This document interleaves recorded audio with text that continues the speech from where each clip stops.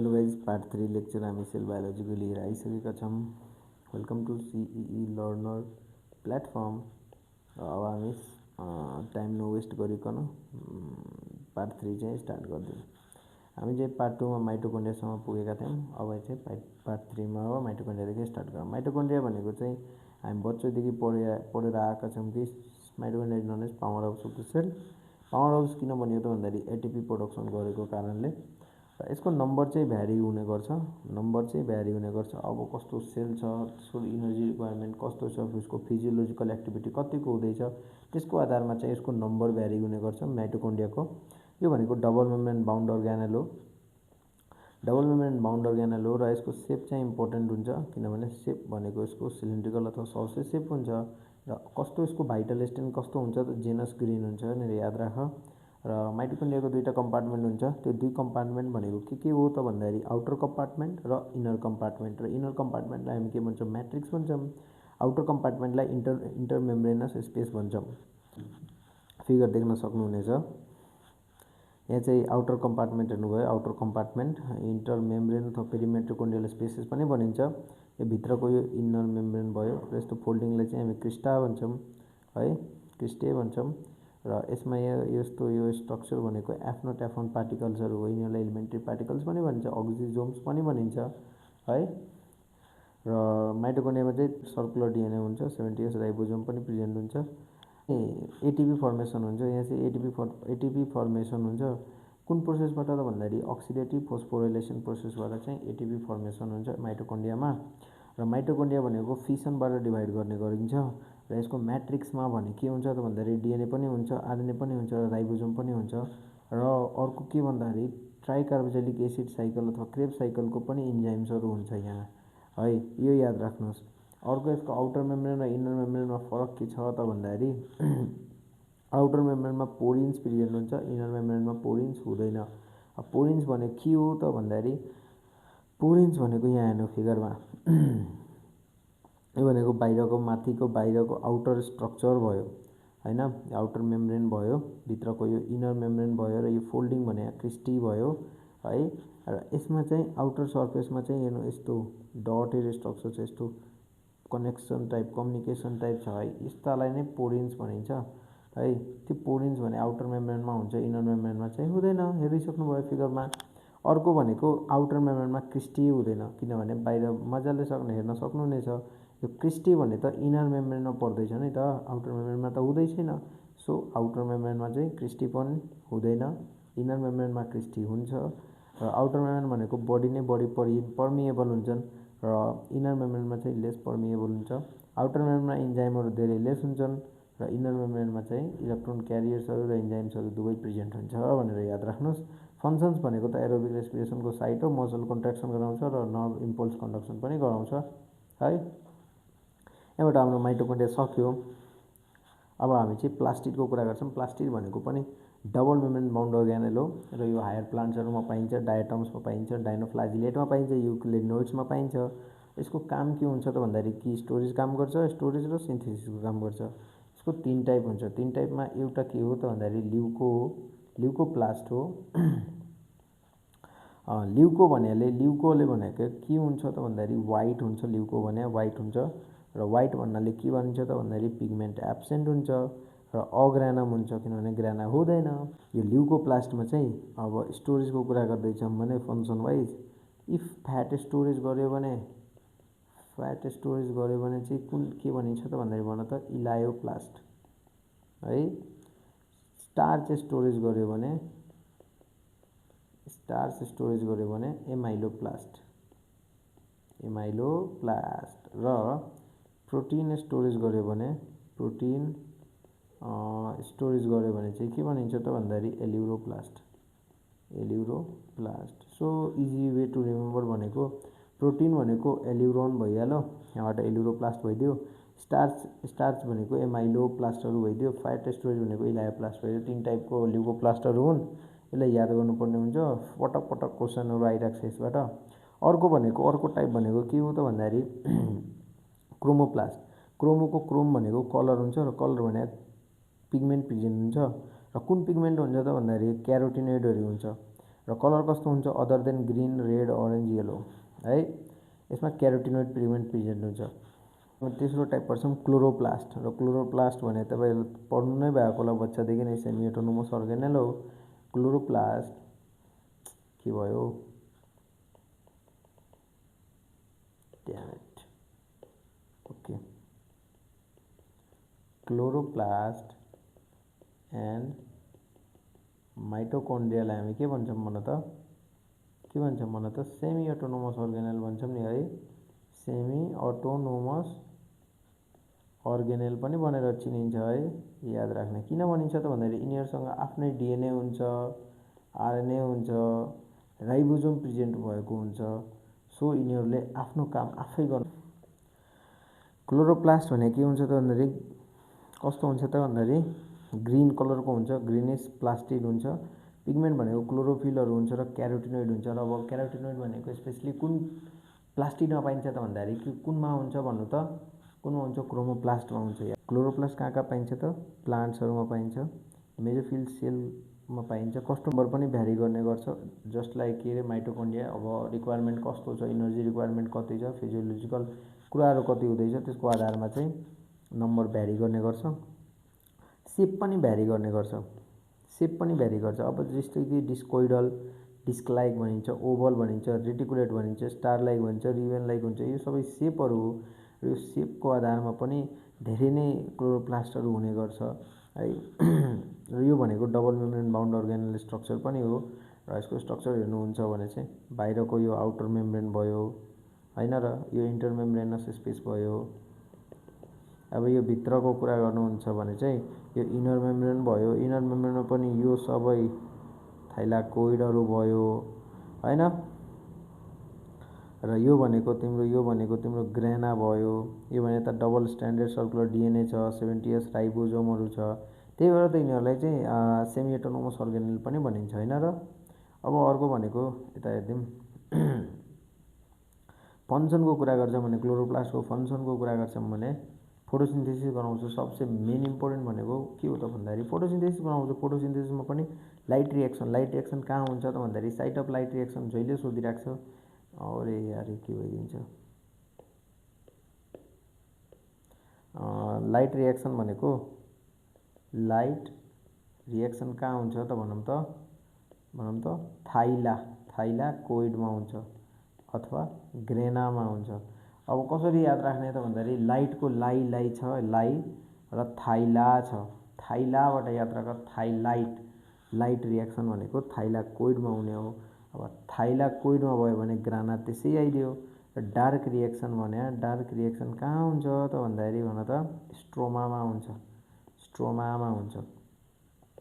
अब यसको फङ्सन भनेको फोटोसिन्थेसिस हो।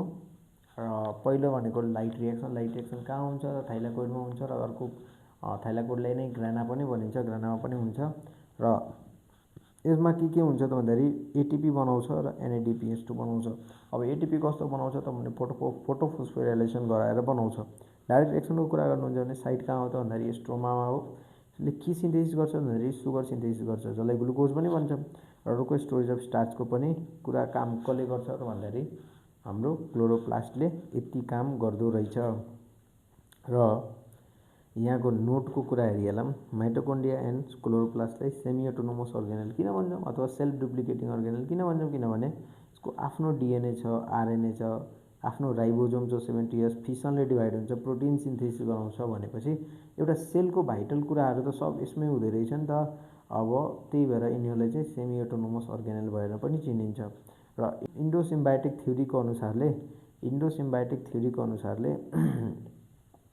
माइटोकोन्ड्रिया र क्लोरोप्लास्ट भनेको ब्याक्टेरियाबाट इभोल्भ भएको कारणले चाहिँ यिनीहरूलाई सेमी अटोनोमस अर्गेनेल भनेर पनि चिनिन्छ।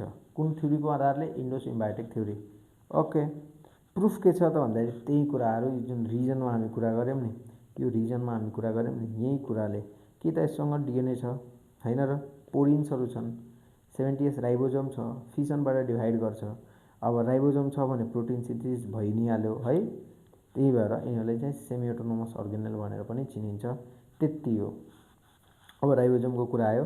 राइबोसोम भनेको कस्तो हुन्छ त भन्दाखेरि नन मेम्ब्रेनस हुन्छ र यो भनेको स्मलेस्ट अर्गेनेल हो। है।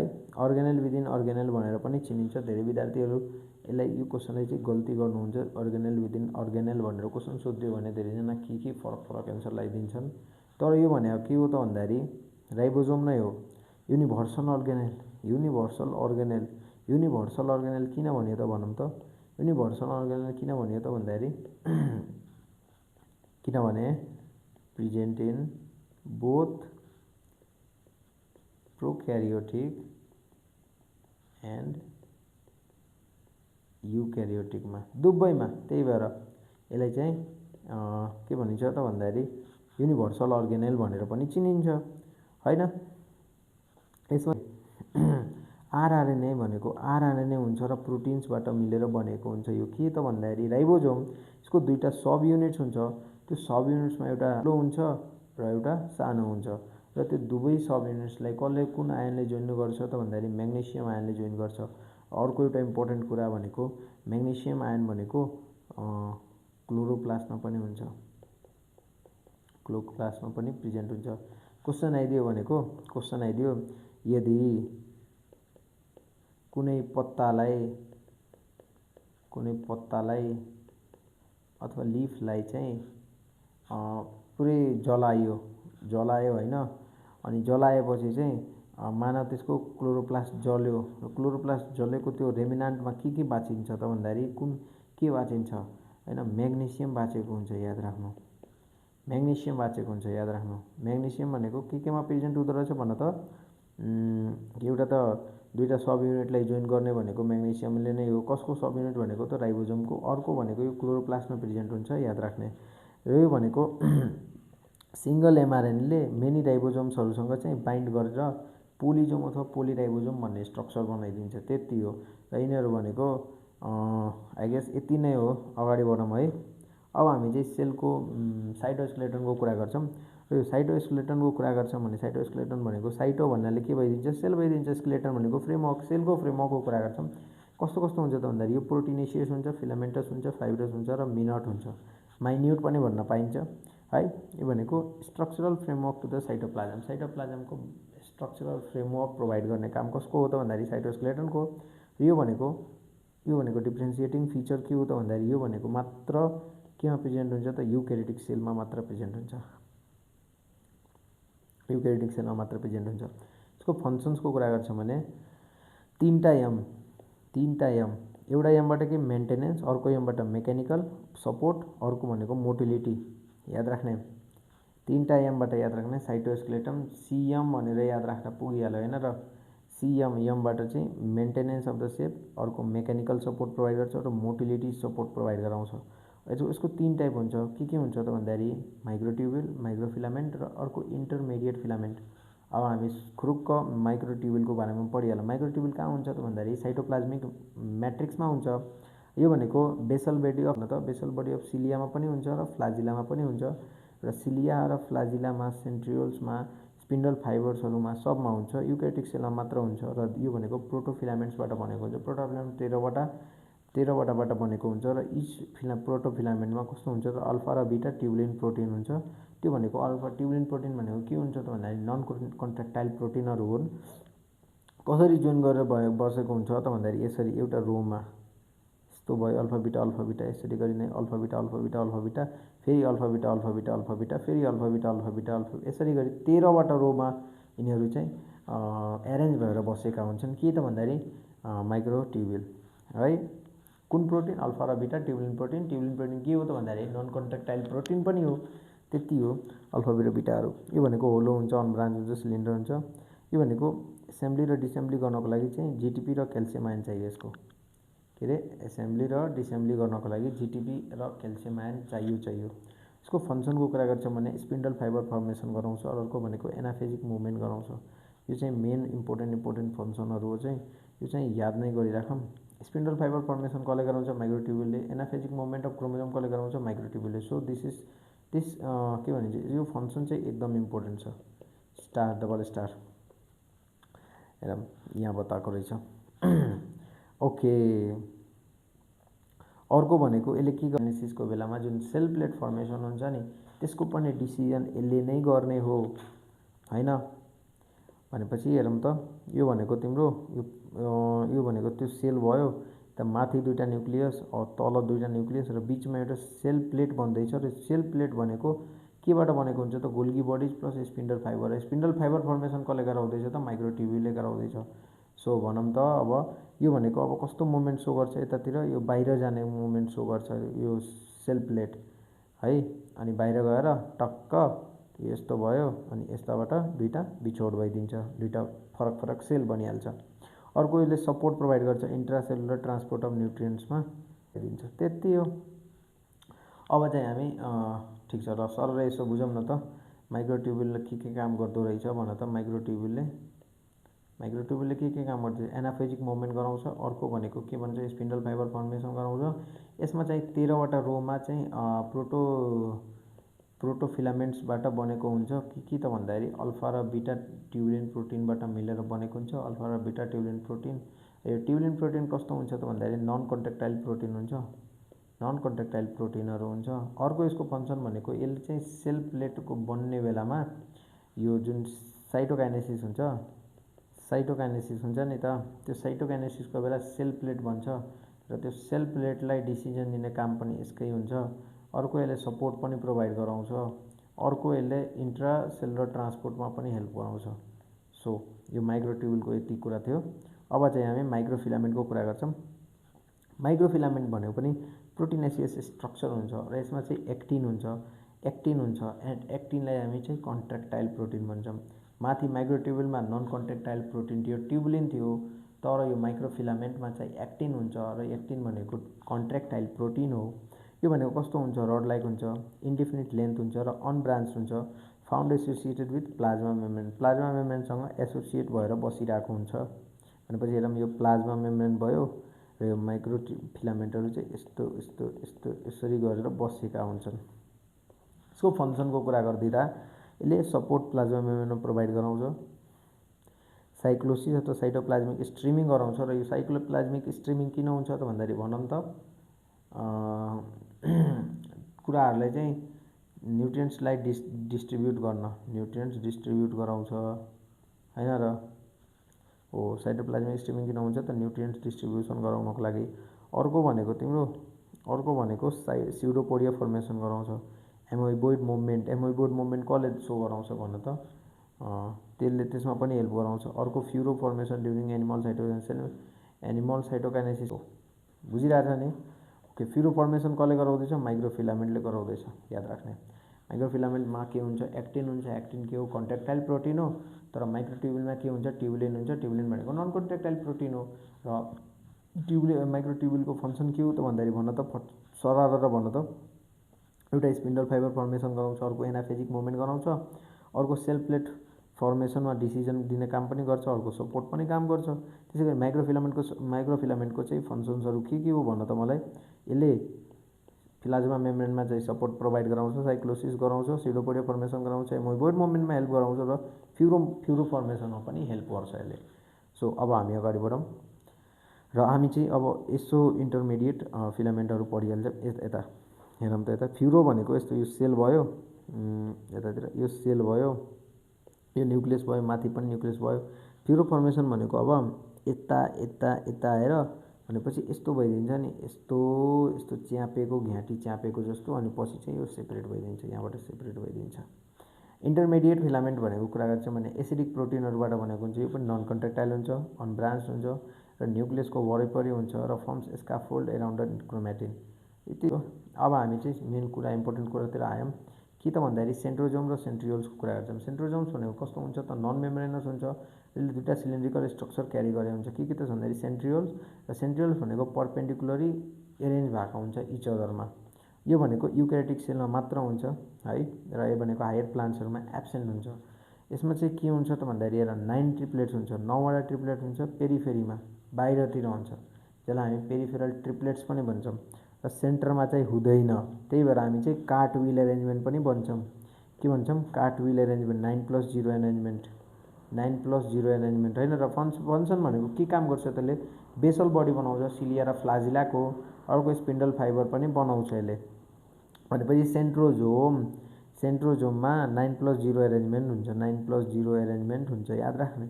पेरिफेरीमा 9 ट्रिप्लेट हुन्छ, सेन्टरमा चाहिँ एब्सेन्ट हुन्छ, त्यही भएर 9+0 लेखिन्छ। फङ्सन के हो? भेसल बडी बनाउँछ, सिलिया र फ्लाजिलाको। अर्को तिम्रो स्पिन्डल फाइबर फर्मेसन गराउँछ। अब हामी चाहिँ सिलिया र फ्लाजिलाको कुरा गर्छौँ। सिलिया भनेको यसको स्मलर हुन्छ, नम्बर चाहिँ धेरै हुन्छ। अब जुन चाहिँ कुरा छ, जुन स्मलर साइजमा छ भने नम्बर धेरै नै हुन्छ। फ्लाजिला कुरा गर्छ भने ठुलो छ भने अब नम्बर सानो हुन्छ, कम हुन्छ।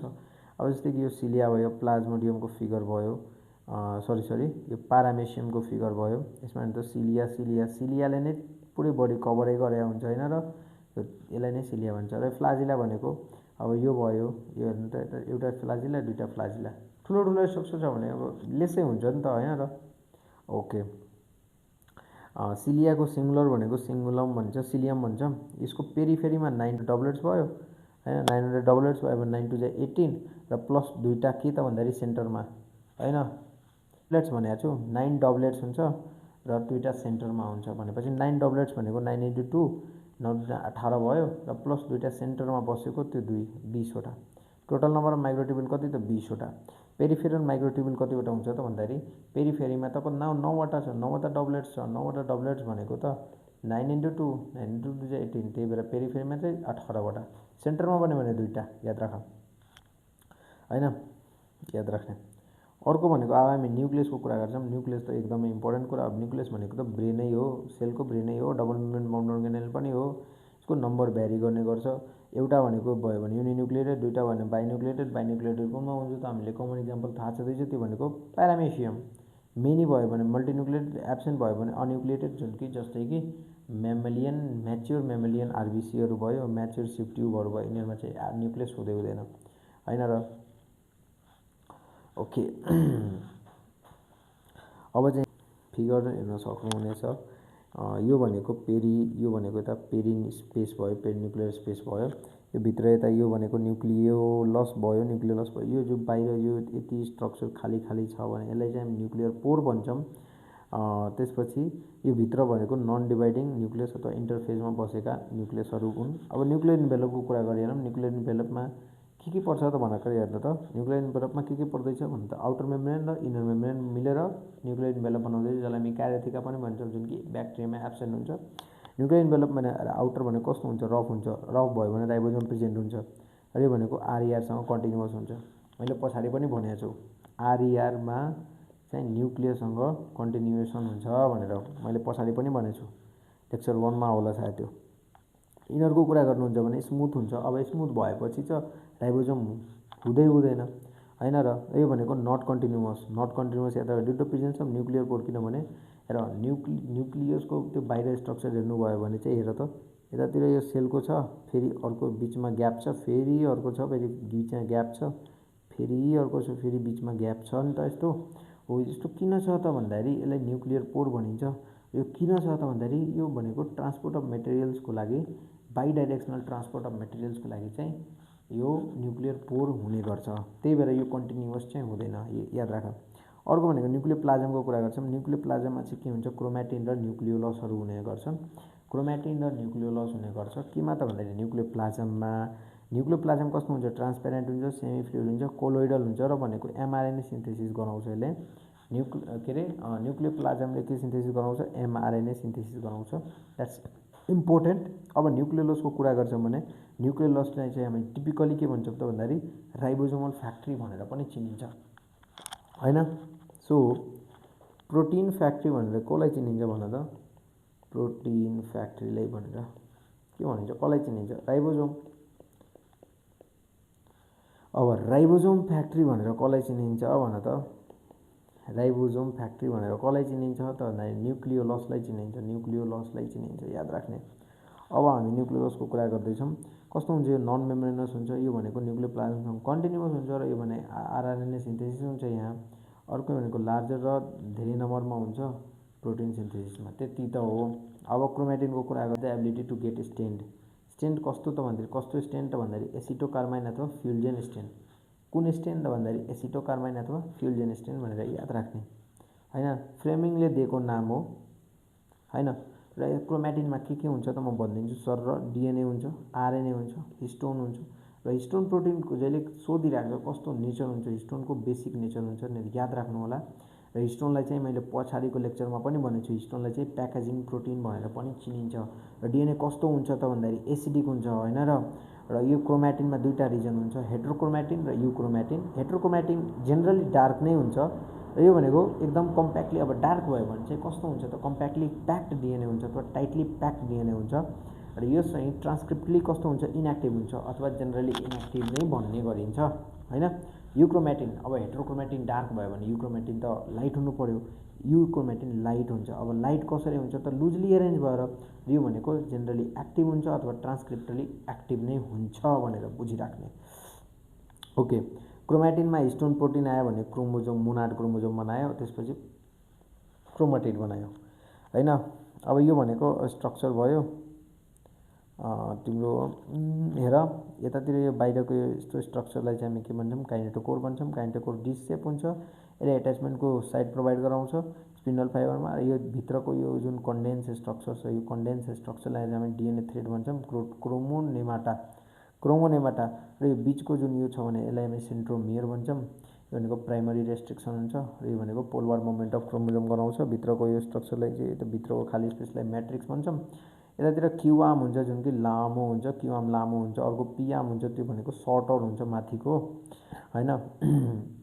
तलको यो भनेको चाहिँ टेलोमियर हो, यो भनेको क्रोमोजोमको इन्डतिर हुन्छ। यो भनेको सर्टनिङ अफ क्रोमोजोमबाट प्रिभेन्सन गराउँछ, त्यति हो। यो भनेको मोनाड भयो, मोनाड यस्तो हुन्छ। यो डायाड भनेको यस्तो हुन्छ, यस्तो हुन्छ है, दुईवटा क्रोमेटिड्स हुन्छ। अब अगाडि बढौँ। ओके, यो माथिको यो भनेको सेकेन्डरी कन्स्ट्रक्सन भएपछि बनेको स्ट्रक्चर भनेको सेटेलाइट हुन्छ। यो प्राइमरी कन्स्ट्रक्सन भनेको के भइदियो भन त सेन्ट्रोमेयर भइदियो, यतातिर तलतिर टेलोमेयर भइदियो, बिचको मेट्रिक्स भइदियो होइन। यो स्याट क्रोमोजोम अथवा मार्कर क्रोमोजोमको स्ट्रक्चर हो। ओके, ह्युमन्समा चाहिँ 5 पेयर्स अफ स्याट क्रोमोजोम हुन्छ। कति पेयर्स हुन्छ? 5 पेयर्स हुन्छ। 5 pairs of sat chromosome, 5 pairs of sat chromosome. त्यो कुन कुनमा हुन्छ भन त? 13, 14, 15, 21, 22मा चाहिँ स्याट क्रोमोजोमको पेयरहरू हुने गर्छ, याद राख। यो 5 पेयर्सको हुने गर्छ। अर्को हामी टाइप्स अफ क्रोमोजोमको कुरा गर्छौँ भने मेटासेन्ट्रिकमा चाहिँ हेर इक्वल आर्म्सहरू हुन्छ, त्यो भनेको भी सेप देखाउँछ, त्यति हो। यति याद राख, इक्वल हुन्छ मेटासेन्ट्रिक, नामै छ। सब मेटासेन्ट्रिक भनेको मेटासेन्ट्रिकको पोजिसनबाट हल्का माथि गयो भने चाहिँ सब मेटासेन्ट्रिक हुन्छ। तलतिर हल्का बढी हुन्छ, ग्याप माथितिर हल्का कम हुन्छ, त्यही भएर यो एल सेप देखाउँछ। र अनइक्वल आर्म्सहरू भयो त्यो त भइ नै हाल्यो। अब एक्रोसेन्ट्रिक भयो भने चाहिँ तल एकदम लामो भइदिन्छ, माथि चाहिँ एकदम सानो भइदिन्छ, यो भनेको जे सेप देखाउँछ र ह्युमन मेलमा वाइ क्रोमोजोममा हुन्छ। टेलोसेन्ट्रिक भनेको माथिको त्यो आमै हुँदैन, तलको मात्र हुन्छ, त्यो भनेको आई सेप देखाउने गर्छ। र 4वटा सेप हुन्छ बिजेएलआई। भी कुन भयो? मेटासेन्ट्रिक भयो। जे कुन भयो भनौँ त? जे कुन भयो भनौँ? एक्रोसेन्ट्रिक भयो, एक्रोसेन्ट्रिक भयो। यल भनेको कुन भयो भनौँ त? आई भनेको कुन भयो भनौँ त? टेलोसेन्ट्रिक भयो। र यल भनेको सब मेटासेन्ट्रिक भयो, त्यति हो। यति याद राख्नुपर्ने कुराहरू हो। अब चाहिँ हामी क्यारियोटाइपको कुरा गर्छौँ। क्यारियोटाइप भनेको graphical representation is also known as karyogram पनि भन्छौँ। र यसको फिचरको कुरा गर्छौँ भने फिचर भनेको number of chromosome, relative size, position of cytomere, यो सबै पढ्नु पर्दैन होइन। यो धेरै नै बढी नै यो नोटहरू रहेछ, यो मैले नै बनाएको खास नोट हो। अब माइक्रोबडिजको कुरा गर्छौँ, किनभने माइक्रोबडिजबाट क्वेसन आउने गर्छ। माइक्रोबडिजको कुरा गर्छौँ भने सिङ्गल मेम्ब्रेन बाउन्ड अर्गानेल हो। 3 टाइप्स अफ माइक्रोबडिज हुन्छ कि त्यो 1 नम्बरमा पेरोक्सिजोम हुन्छ। पेरोक्सिजोम भनेको पेरोक्साइड सिन्थेसिसको लागि यसमा इन्जाइम हुन्छ। अर्को भनेको क्याटलाइज इन्जाइम पनि हुन्छ। क्याटलाइज भनेको के हुन्छ त भन्दाखेरि पेरोक्साइडलाई ब्रेकडाउन गर्ने र प्लान्ट्स र एनिमल्समा पाइन्छ र जेनरली भनेको प्लान्ट्समै पाइने हो पेरोक्सिजोम। स्पेरोजोमको कुरा गर्छौँ भने चाहिँ स्टोरेज अफ फ्याट्स र सिन्थेसिसको लागि चाहिँ रेस्पोन्सिबल हुन्छ। यो भनेको इन्डोस्पर्म अफ ओइल सिड्स पनि हो। र स्पेरोजोम्समा चाहिँ हाइड्रोलाइटिक इन्जाइमहरू पनि हुन्छ र यसलाई प्लान्ट लाइसोजोम भनेर पनि चिनिन्छ। स्पेरोजोमलाई याद राख्ने। ग्लाइकोजोमको कुरा गर्छौँ भने चाहिँ ग्लाइकोजेलेट साइकल चाहिँ यसमा ग्लाइकोजेलेट साइकल हुन्छ यसमा। अनि यसमा चाहिँ के हुन्छ, ग्लाइकोजेलेट भनेको फ्याटलाई कार्बोहाइड्रेटमा चाहिँ कन्भर्ट गराइदिन्छ, त्यसलाई हामी ग्लुकोनियोजेनेसिस पनि भन्छौँ। यो भनेको एनिमलमा चाहिँ एब्सेन्ट हुन्छ है। अब चाहिँ हाम्रो यहाँबाट हाम्रो सेल बायोलोजी सकिरहेको चाहिँ एउटा क्वेसन छ, के छ त भन्दाखेरि which of the following cell organism concern is photophosphorylation? Photo भन्दाखेरि लाइट भइदियो, फोस्फोरिलेसन एटिपी फर्मेसन कसले गराउँछ त भन्दाखेरि क्लोरोप्लास्ट। माइटोकन्ड्रिया त हुँदैन, माइटोकन्ड्रिया के गराउँछ, अक्सिडेटिभ फोटोफोस्फोरिलेसन गराउँछ, याद राख, अक्सिडेटिभ फोस्फोरिलेसन गराउँछ होइन र सेन्ट चाहिँ सेल बायोलोजी सकिरहेछ। अब चाहिँ यसको सेल बायोलोजीको डिटेल क्वाड लिएर पनि आउने गर्छौँ छिटै, सेल बायोलोजीको क्वाड चाहिँ छिटै हुने गर्छ लाइभ। तबसम्म तपाईँले यो भिडियो हेर्दा कस्तो लाग्यो, बुझ्यो कि बुझेन भनेर कमेन्ट गरिदिनु होला है, रिभिजनको लागि बेस्ट हुनेछ। सो आशा गर्नेछु तपाईँहरूले पढाएको कुरा राम्रो लाग्यो होला। हस्, थ्याङ्क यू फर वाचिङ।